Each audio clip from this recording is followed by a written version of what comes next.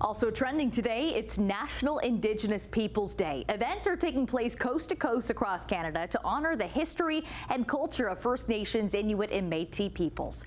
It's held annually on June 21st, centered around the summer solstice because of the significance, the longest day of the year. Métis Denneballen joins us live with more on this. Hey, Métis. Hey, Nicole. Well, it's a day to celebrate Indigenous cultures and history. It's also a day to reflect on the past and make sure we're moving forward with reconciliation. Events were held across Canada for National Indigenous Peoples Day today. Back in 1996, National Aboriginal Day was proclaimed on June 21st. Then in 2017, Prime Minister Justin Trudeau renamed it to National Indigenous Peoples Day. It's a national celebration honoring the direct descendants of the first people of this land.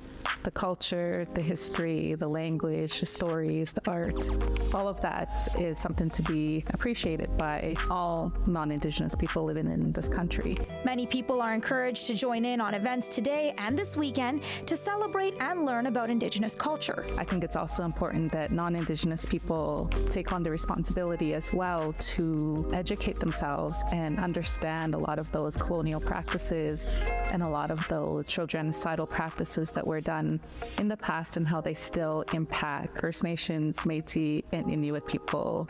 The annual day also calls attention to how much progress has been made when it comes to reconciliation. We have spoke about the boiled water advisories. We have tackled the tough issue of the murdered or missing Indigenous women, girls, and Two-Spirit that has been going on.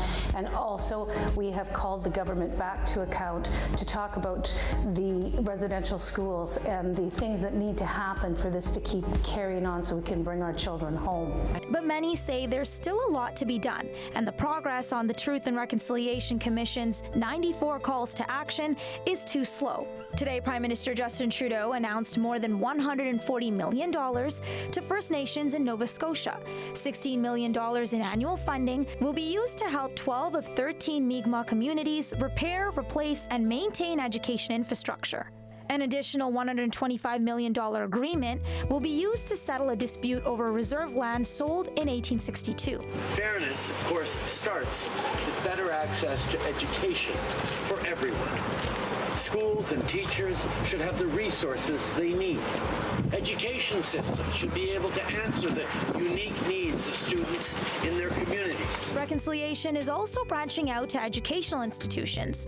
Ontario's Humber College says that starting this fall, it will begin offering free tuition to Indigenous students from 8 First Nations communities through a new Indigenous tuition grant program. So the motive was to eliminate some of the barriers and just make it more accessible for Indigenous students. If we look at the graduation rates across Canada, there's probably about a 20% gap.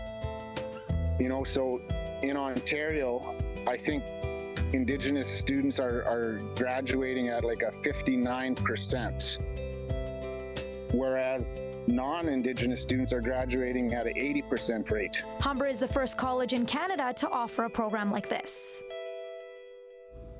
Today also marks the 5th year of the Indigenous Languages Act, which aims to preserve all Indigenous languages.